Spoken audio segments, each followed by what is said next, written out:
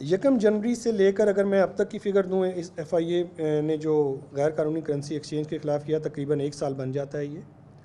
इस दौरान में हमने 335 मुल्ज़मान गिरफ़्तार किए, 335 मुकदमात दर्ज किए और 422 मुल्ज़मान गिरफ़्तार किए, जिसमें से 1273 मिलियन रुपीस की रिकवरी की गई।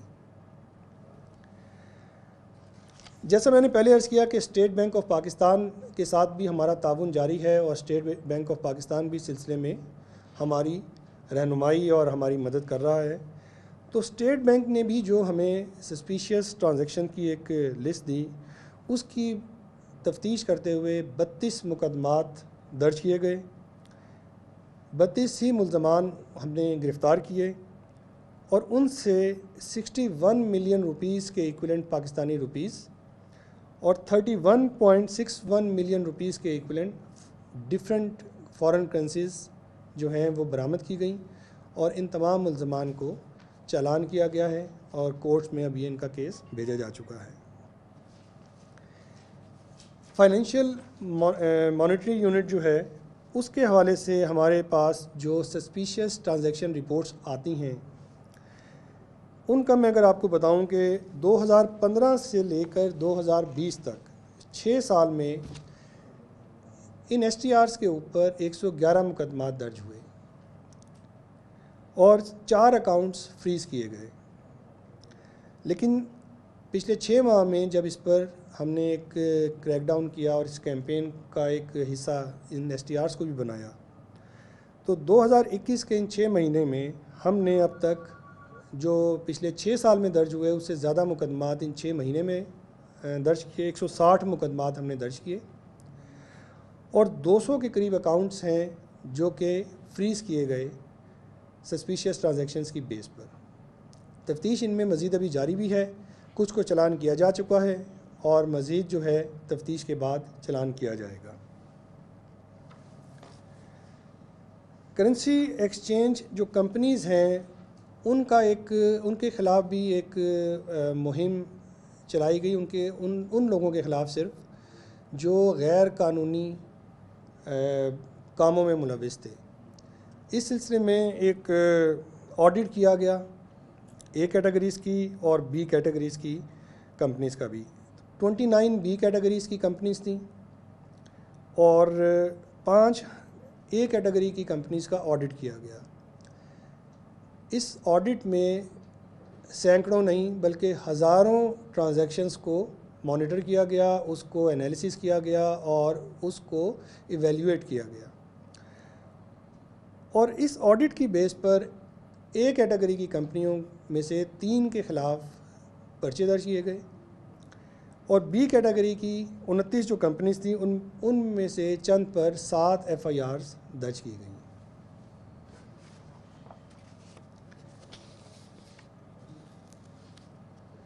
ये वो चंद चीज़ें हैं जो बता रही हैं कि FIA ने पिछले 6 महीने में कौमी मईशत को नुकसान पहुंचाने वाले इन अनासिर और माली जराइम में मुलविस इन अफराद के ख़िलाफ़ जो क्रैकडाउन किया, उसका एक मुख्तसर सा खाका मैंने आपके सामने पेश किया। FIA इन तमाम अनासिर के ख़िलाफ़ जो अपना क्रैकडाउन है वो ना सिर्फ आने वाले दिनों में जारी रखेगी बल्कि आने वाले दिनों में इस क्रैकडाउन की इंटेंसिटी को मज़ीद बढ़ाया जा रहा है। तो ये मेरी तरफ़ से जी अब तक की ये चीज़ थी। इस पर कोई आपकी तरफ से कोई सवाल हैं तो बताइएगा। चालान आपने पेश किए हैं अदालतों में, उनमें सजाएं भी हुई हैं किसी को?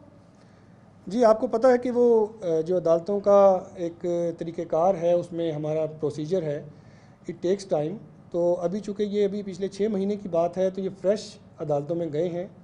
इनमें से जो मेरे पास फिगर्स हैं मैं उनमें से अगर आपको बताऊं, इनमें से कुछ को चालान कुछ को सज़ा हो भी गई है लेकिन बाकियों के ट्रायल अभी चल रहे हैं, लेकिन कुछ को सज़ा हो चुकी है। सर ये बता दें, आपने आज ये प्रेस कॉन्फ्रेंस की है, पूरा मीडिया बुलाकर क्या प्रेस कॉन्फ्रेंस की आपने कोई मिनिस्ट्री से एनओसी ली है? क्योंकि जिस वक्त हमें कुछ स्टार्ट जरूरत होता है, एक बात होती है, उस वक्त FIA वाले कहते हैं हमारी कोई पाबंदी है। इस प्रेस कॉन्फ्रेंस की कोई एनओसी वगैरह लिया आपने? जी, हेडक्वार्टर ने अप्रूवल ली हुई है जी। अच्छा सर, ये जो MLAs आपने लिखे हैं, इन MLAs में शहबाज शरीफ और उनके खानदान के जी, मैं इंडिविजुअल का इसमें ज़िक्र नहीं मैं करूँगा। इसमें हम जो भी हम बात कर रहे हैं वो भी एज ए होल और पॉलिसी और उसके परफॉर्मेंस के हिसाब से है, तो मैं इंडिविजुअल केसेस पे डिस्कस नहीं करूँगा सर। सर ये जितनी रिकवरी होती है पैसे आप बताते हैं, ये पैसे जाते कहाँ हैं sir at the end of the day? ये सारी जो अमाउंट है जी, ये ज़ब्त होकर कोर्ट के डिस्पोजल पर होती है और कोर्ट फिर इसका डिसाइड करती है। जब कोर्ट कन्विक्शन कर देती है तो फिर ये कोर्ट सरकारी ख़जाने में ये पैसे जमा करवा देती है। सर कोई एमएलए ब्रिटिश गवर्नमेंट को भी गए? ये तमाम गवर्नमेंट्स को गए हैं जी, बहुत सारे, जैसे मैंने कहा कि 650 के करीब हैं, तो ये बहुत सारे मुल्कों को गए हैं।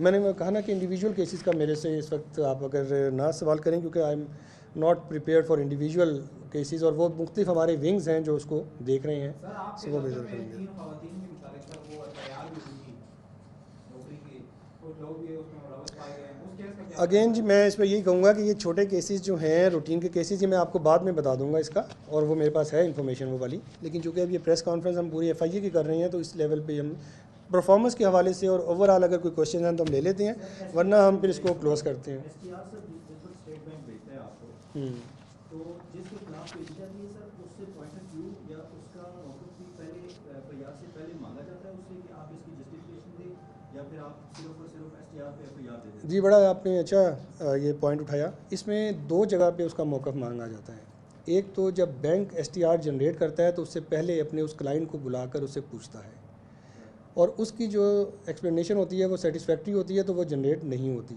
और अगर सेटिस्फैक्ट्री नहीं होती तो फिर वो जनरेट होती है। दूसरी स्टेज पर एफआईए भी उसको बुलाती है। ये नहीं होता कि एसटीआर आ गई तो हमने फ़ौरन ही और इसीलिए कुछ हमारी एसटीआर जो हैं वो उसमें टाइम लगता है बुलाने में, तो ये उसको मौका दिया जाता है। चौहान साहब, एक आपने माशाल्लाह बड़ी अच्छी पिक्चर बताई है जो आपकी कार्रवाइयाँ नहीं है। आम जो पाकिस्तानी है वो आपके साइबर क्राइम विंग से उसको वास्ता पड़ता है, सोशल मीडिया के ऊपर जो बहुत ज़्यादा क्राइम बढ़ गया है, उसमें सर ये देखा गया कि वहाँ पे आपका स्टाफ कम है और शिकायत का वॉल्यूम बहुत ज़्यादा है, तो सर इस तरफ भी कोई फोकस करेंगे आने वाले वक्त में? जी बिल्कुल, आपने ये बिल्कुल सही पॉइंट आउट किया कि साइबर क्राइम की जो वॉल्यूम है वो बढ़ रहा है, और जो स्टाफ है साइबर क्राइम विंग का वो उस तनासिब से नहीं बढ़ा।